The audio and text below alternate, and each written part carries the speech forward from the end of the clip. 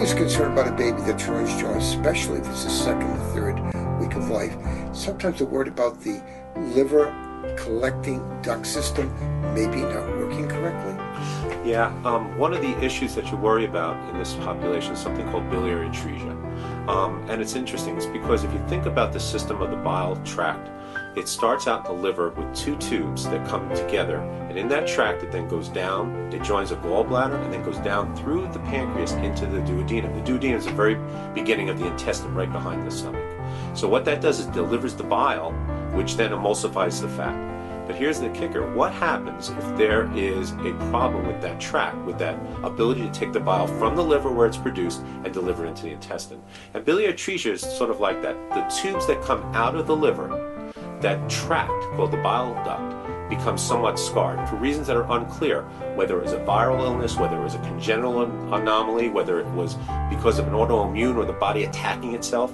But for some reason, early on, that bile conduit is blocked. So what happens then? The liver becomes large, you have liver disease, and then you start having a problem with not passing the bile through.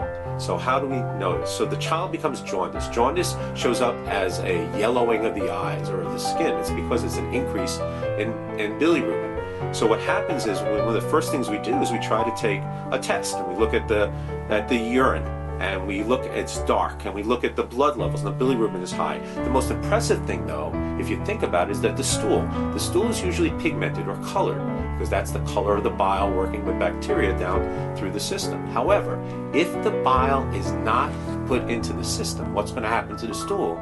Instead of being green or brown or dark colored, it becomes pale, almost clay-like.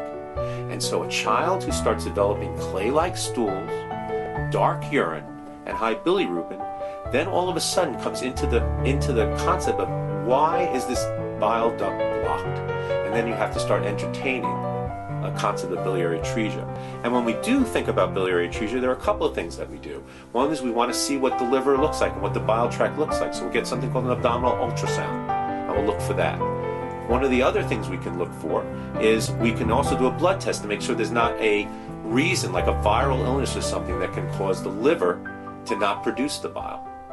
What else we can do when those things don't work out? Well, we do something called a hydroscan. Now, what's a hydroscan? Well, what we do is we give a substance that gets concentrated in the liver and then goes through the bile duct into the intestine. And we can market that by looking at these x-rays under a nuclear medicine scan. So if that concentrated dye does not follow the normal track through the intestine and block, that's another key element of trying to find out if they have biliary atresia. What else can we do? Well, the most prominent thing you can do then is to rule it out with a liver biopsy.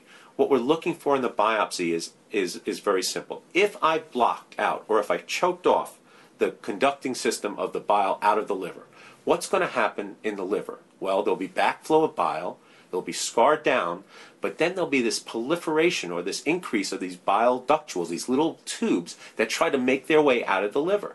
So there's some pathology that you can look for. So if you add in the pathology, you add in your x-ray, you add in your hydroscan and the blood tests, at some point you're going to come to this decision tree, and that's biliary atresia.